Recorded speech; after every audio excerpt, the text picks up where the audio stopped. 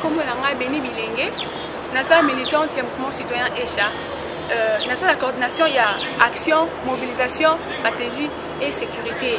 Et bien militant, dans le mouvement citoyen ECHA.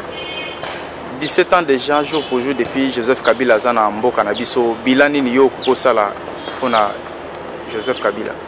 Papa Joseph Kabila a 17 ans l'élo. D'ailleurs, Ngaï Beni, nous avons maudire le 26 janvier 2001. Oh, M. Joseph Kabila a prêté serment.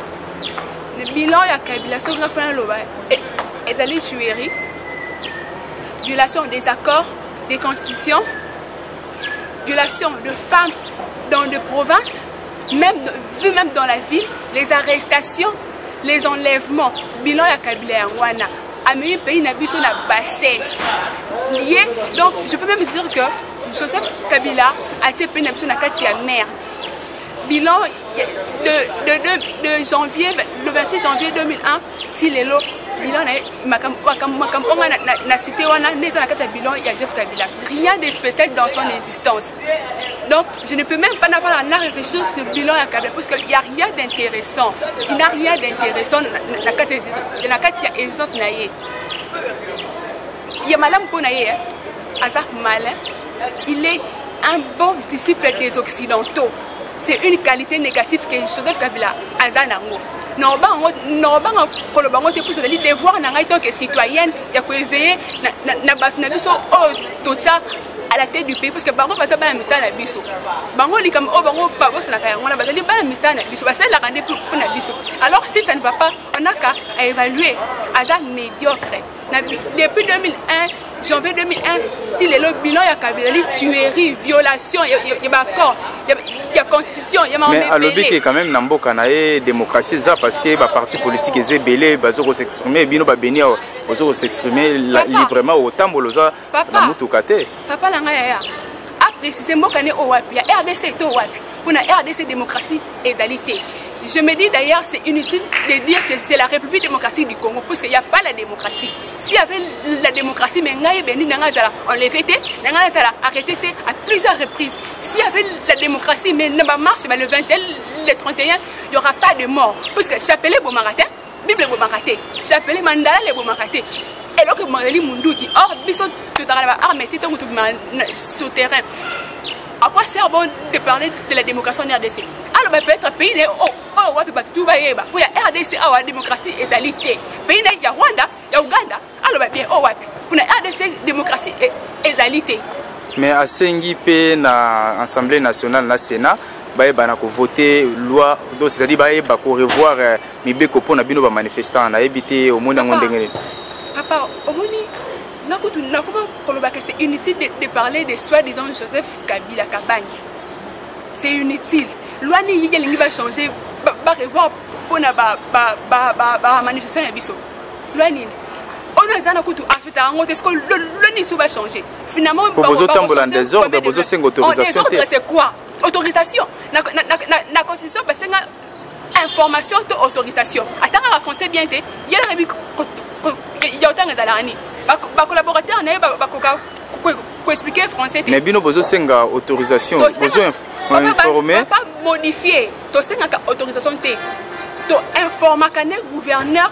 Tu peux itinéraire que non marche et mais la dernière marche aux églises catholiques laïque qui est organisée il y a point de départ et point de chute. Papa, Moutou restera peuple congolais. Ils ont mérité le respect, il y a peuple. Il y a violé la constitution, accord. Allez, en retour, tout peut se respect. Il ne mérite pas le respect du peuple congolais. Un monsieur comme Joseph Kabila qui ne respecte pas le peuple congolais en violant des constitutions, des accords, il ne mérite pas le respect non plus du peuple congolais. Oui, tous les capages Joana, les 21 et les 31, aux allez qui vraiment Nanzela, ce que tu as vécu, ni ne coco sa lecture dans Papa, le 31, à l'Assemblée qui a Saint-Raphaël, tu aussi si prière à coup tout est. Tu as marqué les bancs, d'accord, tu as prière, tout bima, en attitude qui a prière. Papa, tu as bimi prière, tu as comme un portail fermé par dehors, par les agents de sécurité. Mais il y a une sécurisation. Et puis parlons de la sécurisation. Les 31, Balaïk va informer qui gouverneur. Le gouverneur a dit que non, il n'a pas d'argent pour encadrer la marche pacifique. Mais il y a reçu ma gaz lacrymogène. Il y a loué des militaires ougandais, rwandais, des soldats qui sont congolais. Il y a des soldats qui sont congolais.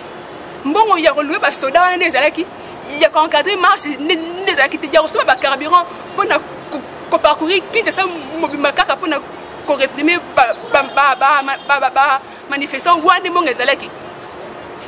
Tous jamais encadré dans la marche de la cannabis. C'est plutôt la répression que tous subir dans la cannabis. Mais quand même, mort qui n'ont pas été qui répression. 24 communes, 2 personnes n'ont pas couffé au donc quand même, ils ont quand même bilan légère. 2 personnes dans la marche. Tous ça intellectuel et puis tous ça congolais.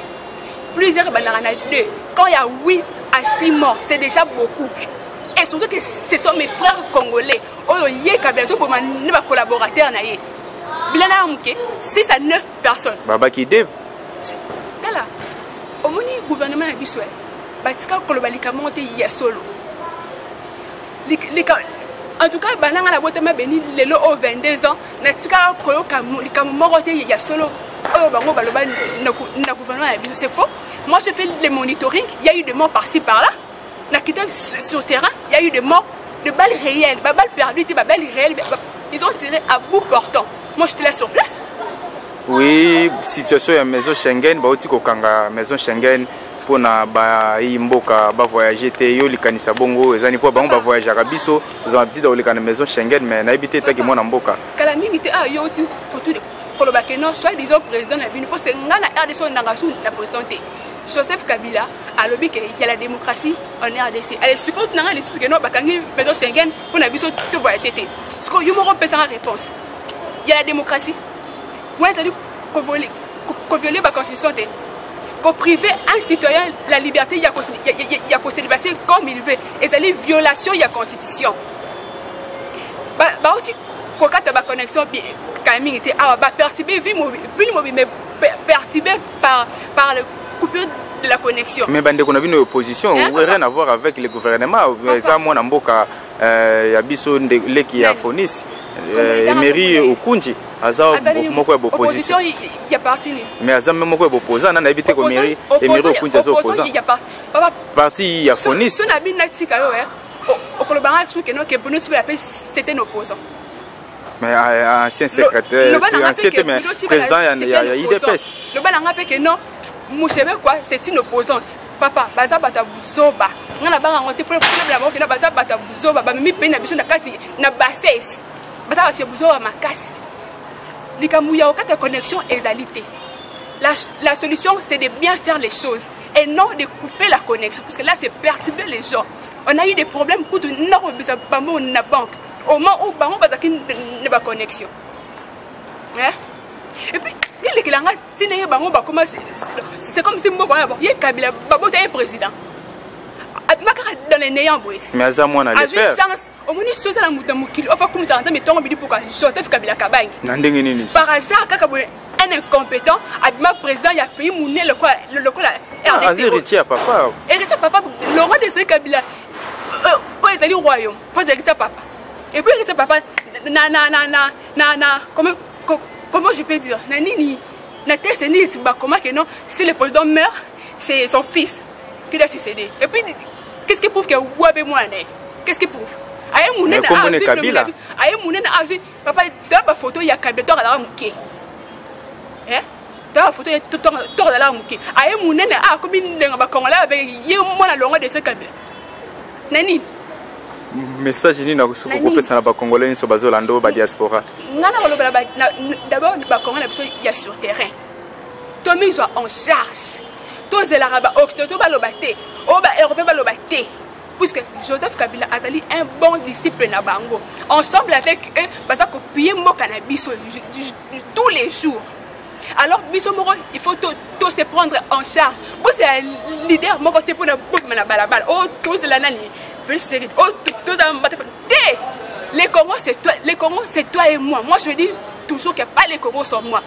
jour à marche sur ma zone ndaku non quoi mutu mota bimaki nga face sur terrain non ça va qu'on les bango tout pas comme na bolingo wana do kulinga no mboka o lali o so tap na RDC to mboka musute biso na lo bakana bato baza na gouvernement ba mende ba obe minaku ba papita ba makolo kotambola ba stade ba nuka quand même respect na pasteur hein pasteur makolo kotambola limbisa na pardon c'est lo balanga na absolument ba bete pardon bango nyonso ba Corneille Nanga baso bosa ke mboka na biso RDC kaka oyo à part oyo to mboka mususu te lokola bango ensemble na ba anniversaire na biso bazali ko mboka na biso to bobo kende bango be bakanga bisaka bakena bango batikala ate pe ozandi opération toyebi ndako batikala ate mais yango ki voyu opération toyebi ndako yango bokende okotela mwana mboka Félix Kabange Numbi